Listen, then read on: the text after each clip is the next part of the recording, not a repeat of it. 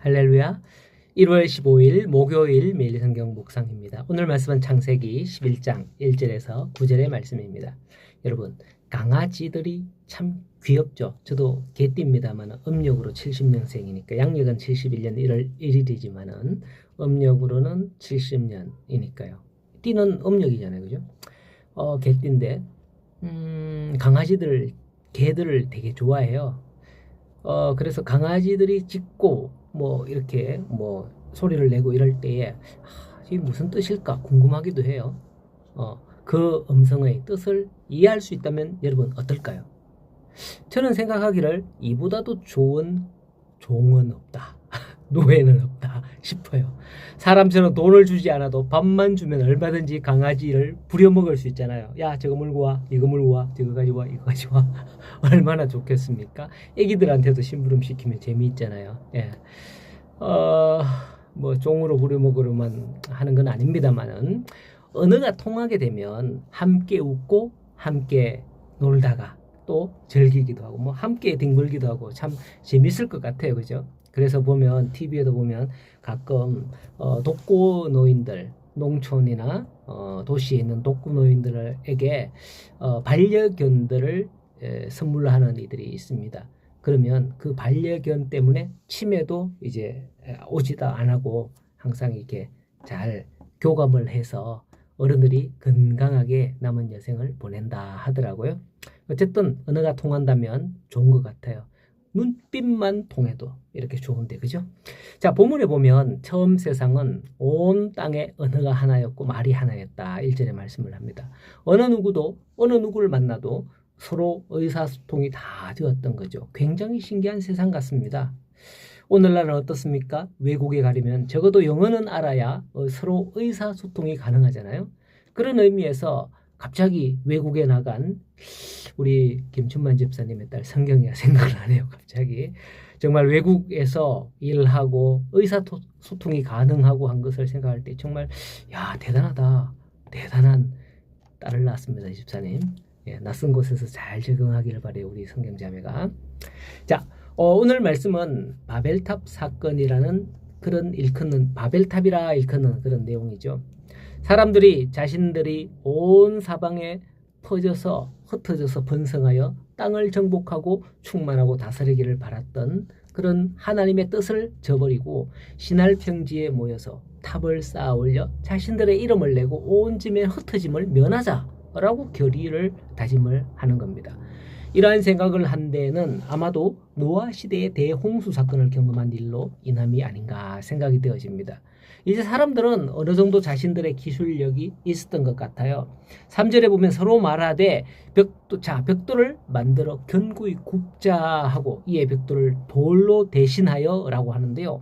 벽돌은 흙으로 만든 것이기에 사실 벽돌로 탁 이렇게 해도 물이 들어가면 쉽게 풀어지는 습성이 있죠. 그런데 그걸 불에 굽게 되면 이게 도자기처럼 단단해지는 거죠. 돌덩어리가 되는 거예요. 오늘날 이건 아무것도 아니겠지만은 당시에는 엄청난 기술인 거죠. 당시에는 힘들게 멀리 산에서 돌을 구해오지 않아도 돌처럼 흙을 단단하게 할 수 있다. 신할 평지잖아요. 지금 여기에 흔해 빠진 게 흙이거든요. 이걸 벽돌을 만들어서 불에 구우면 단단하게 만들 수 있었다라는 것은 고대의 엄청난 기술이라는 거예요. 또 역청으로 진흙을 대신하고자 합니다. 역청은 아스팔트에 사용되는 그런 새카만 그런 종류입니다.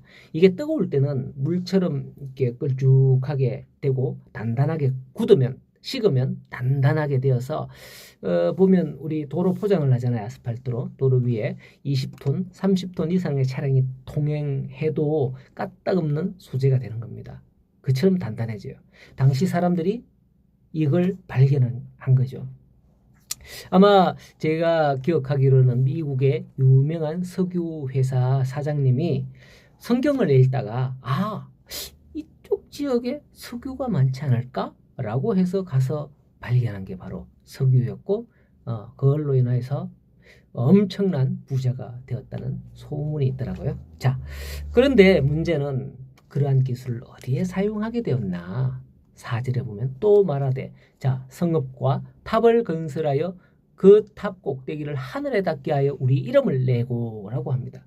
사람들은 하나님의 이름을 부르며 하나님께 영광을 돌려야 마땅합니다. 그러나 그들은 자기들의 이름을 내려고 했고 교만해진 겁니다.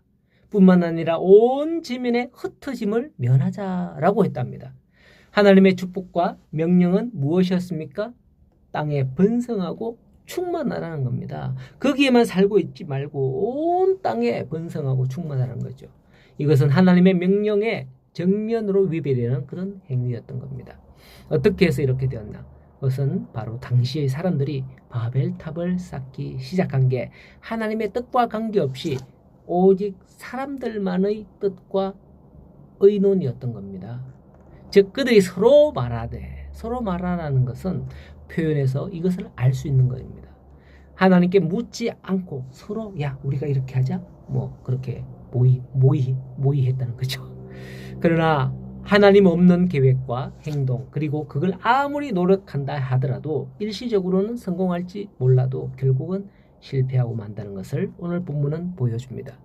하나님은 그것을 다 아셨어요. 6절을 보면 이 무리가 한 족속이요 언어도 하나이므로 이같이 시작하였으니 자 우리가 내려가서 거기서 그들의 언어를 혼잡하게 하여 그들이 서로 알아듣지 못하게 하자 하시고 여호와께서 거기서 그들을 온 지면에 흩으셨다라고 합니다.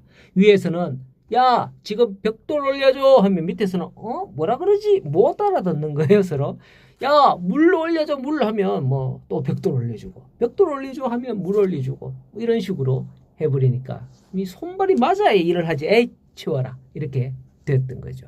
그래서 그 일을 중단하고 자기들끼리 언어가 통하는 사람끼리 흩어지게 된 거죠. 인본주의적으로 바벨탑을 쌓던 자들의 결국은 무엇입니까? 하나님께서 그들의 언어를 혼잡게 했다는 것입니다. 그때부터 전 세계의 언어, 영어, 한국어, 중국어, 일어, 프랑스어, 독일어, 아랍어, 히브리어 등 수없는 언어로 이렇게 나뉘었다라는 거예요. 그래서 들어보니까 저기 우리말 하는 사람 있네. 자기들끼리 이제 그렇게 가게 된 거죠. 그래서 그들은 그 뜻을 이루지 못하고 결국 뿔뿔이 흩어지고 만 겁니다.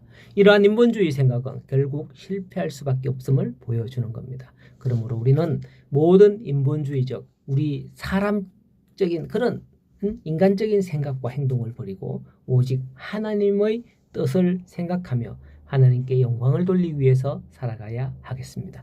오늘도 나를 위해 우리 가족을 위해 바벨탑을 쌓지 마시고 오직 우리가 모두가 서 있는 그 모든 곳에서 하나님의 이름을 불러 하나님께 영광을 돌리는 성도들이 다 될 수 있기를 간절히 소원합니다. 오늘도 하나님만으로 행복한 하루가 되시기를 축원합니다.